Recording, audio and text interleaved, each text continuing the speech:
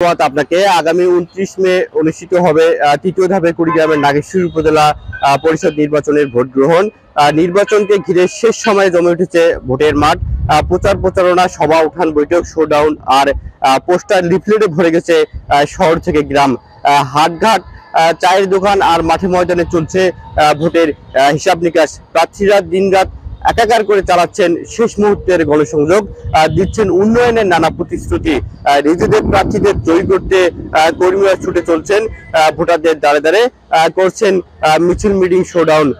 উৎসব করছেন সাধারণ ভোটাররা বলছেন এই উপজেলার যোগাযোগ, শিক্ষা ও অবকাঠামোগত উন্নয়নের পাশাপাশি সাধারণ মানুষের পাশে যিনি থাকবেন তাকে ভোট দিবেন তারা। আজ রাত 12টা পর্যন্ত চলবে সর্বশেষ প্রচারণা, যে কারণে আজ শহর থেকে গ্রাম পর্যন্ত প্রার্থীদের মোটরসাইকেল শোডাউন ও জনসভা করতে দেখা গেছে।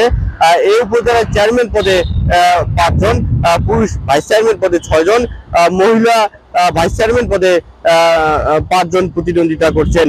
নাগেশ্বরী উপজেলার 14টি ইউনিয়ন ও একটি পৌরসভা মিলে মোট ভোটার সংখ্যা রয়েছে 3,34,105 জন।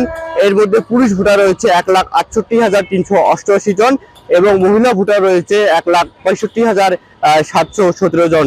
এই ছিল কুড়িগ্রামের নাগেশ্বরী থেকে আজকের নির্বাচনের সর্বশেষ খবর।